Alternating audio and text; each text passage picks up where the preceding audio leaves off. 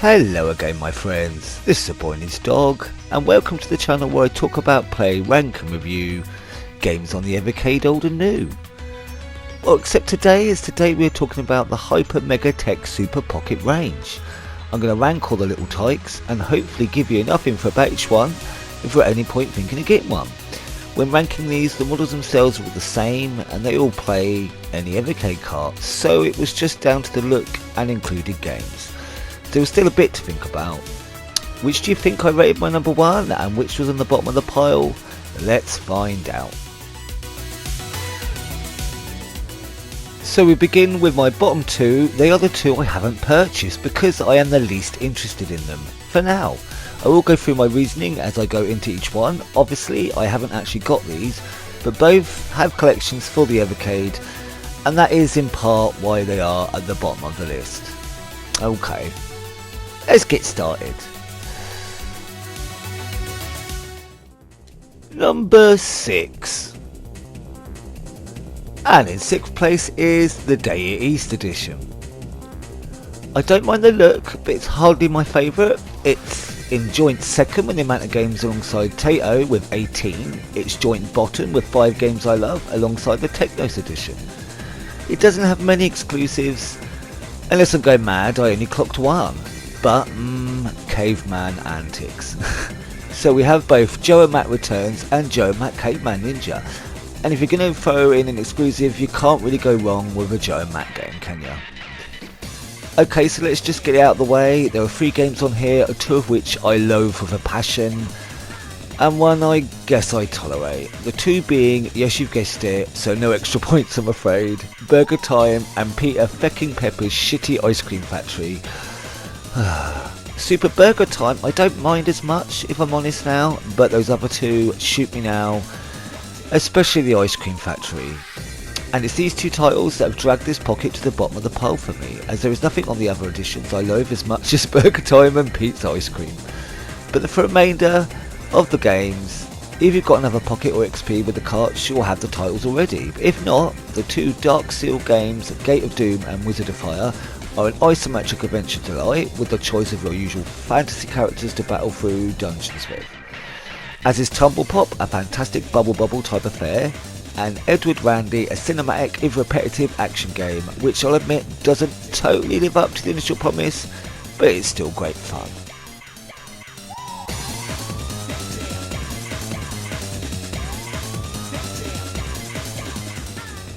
Number 5. And in 5th place is the Technos edition. If you're into scrolling beat 'em ups, this Super Pocket has really got you covered, especially if you're a Double Dragon fan, with Double Dragon 1, Double Dragon 2 The Revenge, Double Dragon 3 The Rosetta Stone for the arcade, Super Double Dragon for the SNES, and Double Dragon for the NES. There aren't as many exclusives, in fact I believe there is only one, but it is an interesting one, the Game Boy version of Double Dragon. Now I'm not the biggest Double Dragon fan at all, but I am a fan of the Game Boy's interpretation of games. So that one edition alone, I can't lie, is a tasty prospect for me, but the truth is you can get all these games on separate Evercade collections, so apart from the GB version of Double Dragon, there is nothing new to entice. But if you don't have the cartridge collections, and as said, are a Double Dragon fan, you can't go wrong. Also included is the rather excellent Riverside Ransom, which the best description is Double Dragon if it had light RPG elements, and 2 personal favourites of mine, the Combo Tribes for the arcade, a gorgeous colourful side-scrolling beat 'em up, easy to control with fantastic case sensitive moves to boot, like if there's 2 enemies nearby he will smash their heads together, and the delectably mind-scratching Block Out, which is the 2D take on Tetris and on harder difficulties will really get you sweating. The remaining 5 games are fun enough, but nothing I'd go out of my way and get the pocket for. But they are Super Dodgeball for the arcade, Renegade for the arcade, Minky Monkey for the arcade, Crash and the Boys the Street Challenge for the NES, Super Spike V-Ball for the NES, and Mysterious Stones Dr. John's Adventures for the arcade.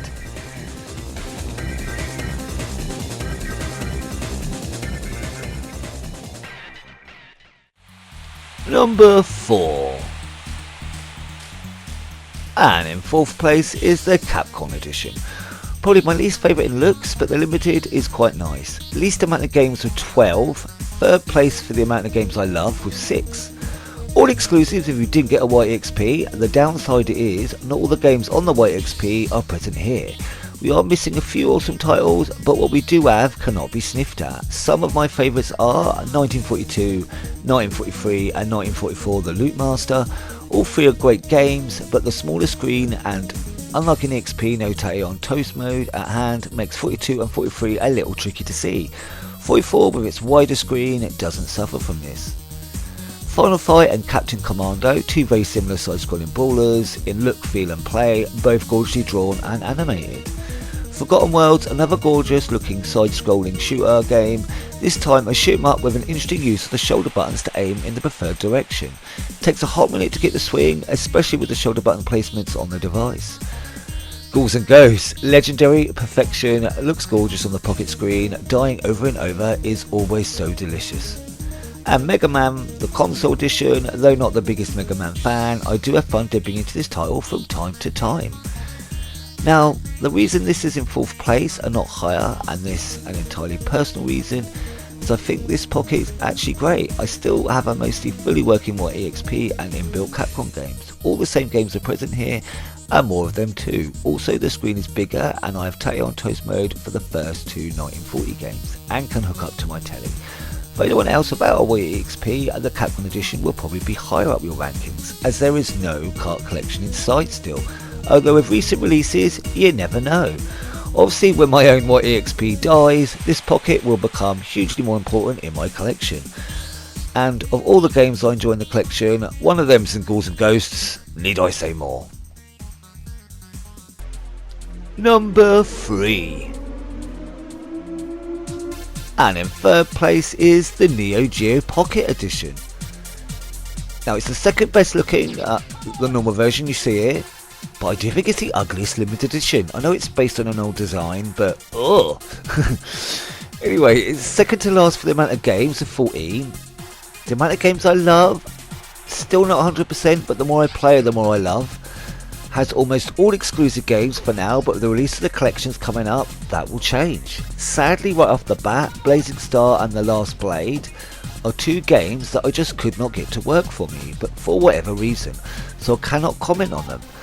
And that obviously drops us down to 12 titles, and I will rectify that at some point in the future.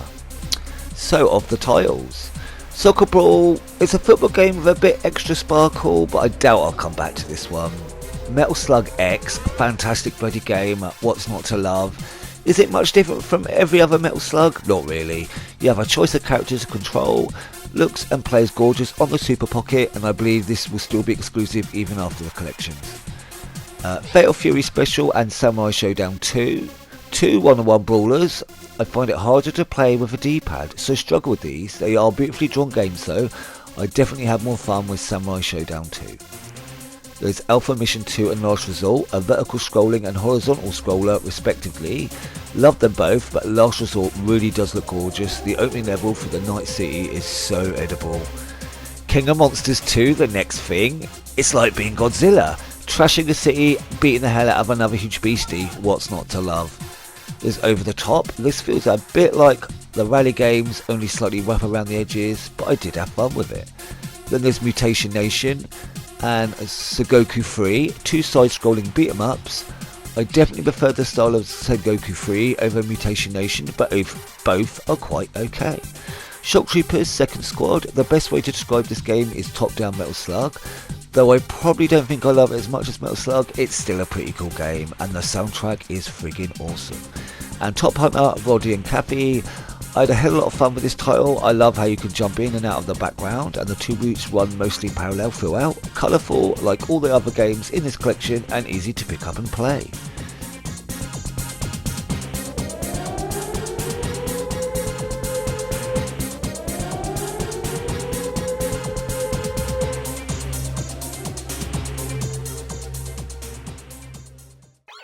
Number 2.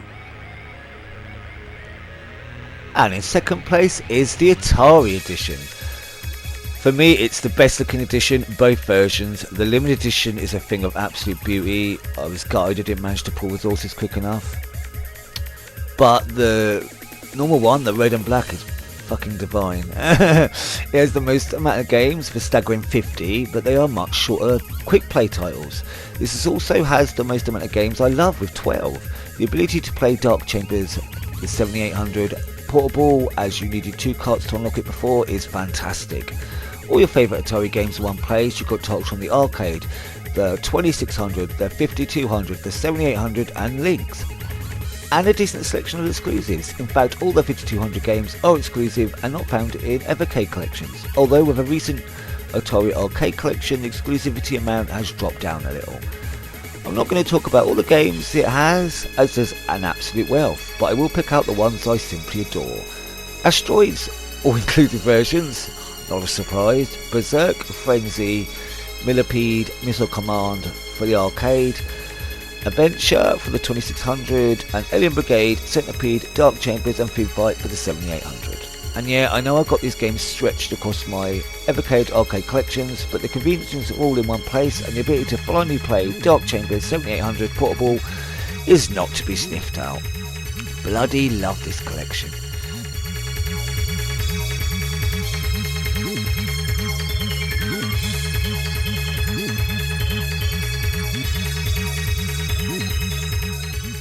Number 1. And in first place it had to be, it's the Taito edition. It's the third best looking, both versions. Joint second for the amount of games alongside the Data East Pocket, with a not to be sniffed at 18 titles. In second place for the amount of games I love, which is 9. Has almost all exclusive games for now, but that will change when the Taito collections are out. Here are some of my favourite games. Bubble Bobble, legendary status, still plays like a dream. Looks lovely on here, you can't go wrong with this game. Operation Wolf, I love this, but admittedly it's a little small. This will soon be rectified with the cart collection on the big screen. Hopefully there'll be a mouse compatibility at some point too, but for now this is still a blast and I love it so. The New Zealand Story, I absolutely adore this game. It gets hard early with an over-reliance on hovering devices like balloons and spikes everywhere, but I still love it. The first boss alone, a giant whale, will swallow you and you have to continue the fight from inside. Kadash, an unexpected delight, side-scrolling light RPG with little shops to buy better gear for your journey and an experience system to level up and get more powerful. Kind of basic but a lot of fun, definitely a hidden gem on this device. Don Doko Don, a colourful hammer-based version of Bubble Bobble, kinda love it. You know exactly what you're getting and how to play the moment you boot the game up. Liquid Kids, enjoyable game in the same vein as Rainbow Island's Parasol Stars Bubble Bobble, except it's horizontal scrolling and a bit gorgeous graphically. Space Invaders 91 console version. 2 Space Invaders games, the original which I adore so much, how did it take this long to get into our hands? And Space Invaders 91, which is a pretty cool upgrade without changing too much. Puzzle Bobble, the Piece de la Resistance, I adore this game more than any other on the pocket. From what we can see with the upcoming Taito cart collections, the mad buggers have not included this title, making it pretty much essential. I do hope we get some of the later superior console editions like the PS1 ones with cool extra modes. Was called Buster Move in the UK, not to be confused with an also enjoyable dance-off title, Buster Groove. Or just getting this game on a later collection, if there are more, would be the biggest thing. We are still also missing Rainbow Islands and Parasol Stars, so there could be a chance for another collection down the road. You never know, here's hoping.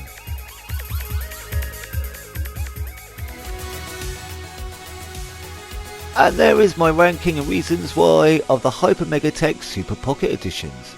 All you have to remember is, they all use Evercade carts, so no decision is a bad decision with choosing a model. Obviously the ones with more exclusives might make more sense if you've already got a beefy collection of carts.